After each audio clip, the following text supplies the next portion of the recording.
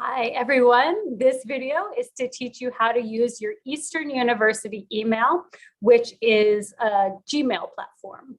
Now, if you're already using Gmail and you're feeling comfortable with it, you might choose to skip this video, or you might stick around and see if you can learn something new about our Eastern University email. I'll be going through the basics of Gmail in this video. All right, let's start by reviewing signing into your Eastern account or signing into Gmail. There are a few ways you can get to your email account. One is to go to the Eastern University website at eastern.edu. And then when you're on Eastern's page, to click on the three lines next to menu, choose for current students. And then when the current students page comes up, click on webmail. That will take you to the Gmail sign-in. Another way is to just type Gmail into the search bar and open Gmail directly from the internet or directly from Google. Then you can click on Gmail and it will bring you to the sign-in.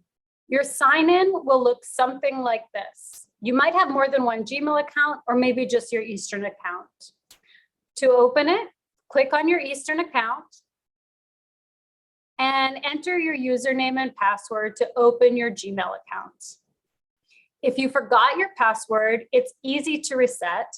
You can actually just Google Eastern University password reset, and it will take you right to the page where you can, the first search result here, setting up and changing your Eastern password. Click on it and follow the instructions to change your password. So if you ever lose your password, just Google Eastern University password reset and you can set it again. Next, let's go over how to open your email. Here in your dashboard, you'll see all of your emails listed. To choose to open an email, just click on it and the email will open. After you've opened an email, if you want to get back to the dashboard, click this arrow, which is facing to the left. Emails that you've already opened will change from bold text to regular text. Next, let's talk about how to reply to email and forward email. To reply to an email, go to the upper right corner, and here you'll see an arrow which has a little turn in it and it's pointing to the left. If you click on that, it will open a reply. It will automatically reply to the person who sent it to you. Type in the body of the text and then just hit send. If you only want to reply to the person who sent the email, choose reply. But if you want to reply to everyone who received the email, you can click reply all, which has two arrows next to it. Then every person who was on the original email will receive it. You also have the option to send the email to somebody else, to forward it. So you can take that same email you received, click forward, and send it to somebody else. Every person who goes to Eastern University, including professors, staff, and faculty, has their email address already loaded into your contacts. So if you send an email and you go to the field where the recipient is, if you start typing a name, all of the names will appear. So if you need to write to a classmate, staff, or teachers, you can just start typing the name and then you'll be able to find the address and click on it to send. Now let's talk about how to compose an email if you're not replying to an original email. When you open up your Gmail, on the far left and the top, you'll see the envelope that says mail. And at the top of that menu is a little pencil and it says compose. When you get a new message, type the recipient's name. If they go to Eastern, it should pop up automatically. Then type the subject in the subject line. Then go to the body of the email.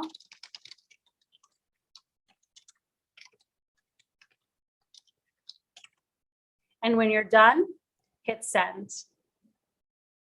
When you send email for the university, either to staff, professors, or classmates, you want it to be professional because it's a college environment. So you probably want to run spell check before you send anything. To run spell check, go down to the bottom right and click on these 3 dots where it says more options.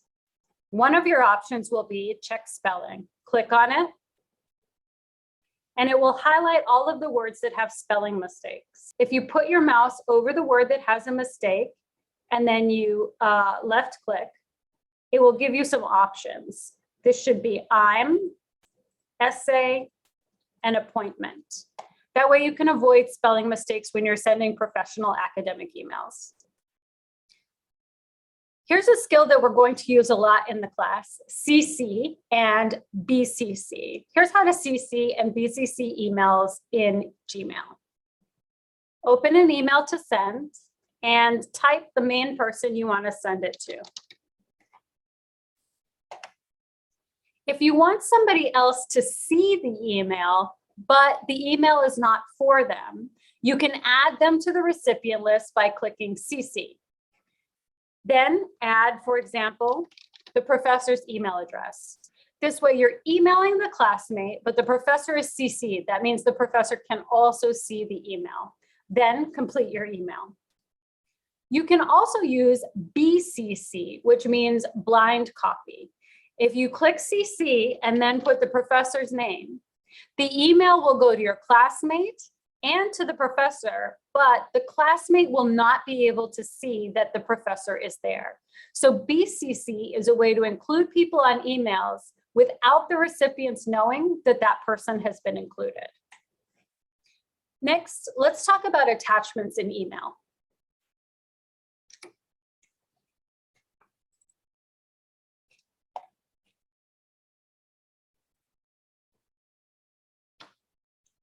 If you want to attach a document like an assignment or a photo to an email, go down to the bottom of the email and click the icon that looks like a paperclip.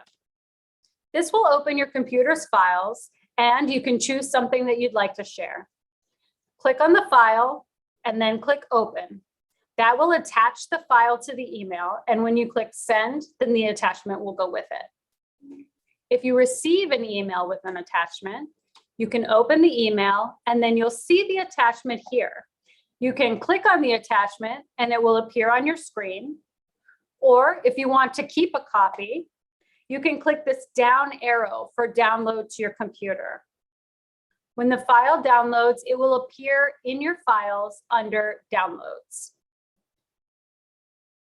Now let's talk about how to search and organize your email. If you're looking for something, but it's not in your inbox and you're not sure how to find it, you can type a word that you know is in the document here into search and mail. Then everything with that word will show up in your search. You might also be looking for an email from a particular person.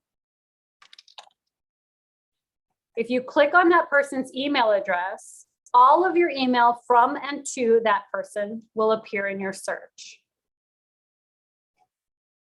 You can also make your search more specific. If you're looking for an attachment, you can click has attachment and search again, and it will only bring up emails that have an attachment with them. You can also search by who the email is from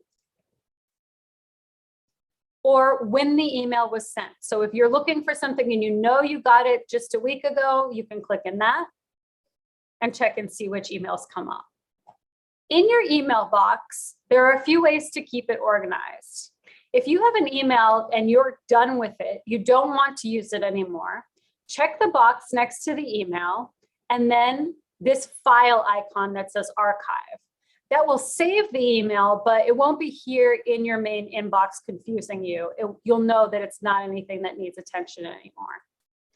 If you have an email that you definitely don't need anymore and you don't want any copy of it, you can click on the trash can and then it will be completely deleted. But I recommend that you archive everything. You never know when you're going to need something again. If there's something important in your inbox and you want to keep it there, you can also choose to mark it with a star. That way you'll know that it's important and it'll stay visible in your inbox. Gmail is a really complex email system, and there are a lot of cool ways that you can use it and interesting tools. But the ones that I just went over in this video are the ones that we're going to need for the class. So feel free to refer back to this video anytime you're wondering how to do something in Gmail. And if anything's still confusing or you need help, don't hesitate to send me an email, reach out, and I'll be happy to go over how to work on it with you.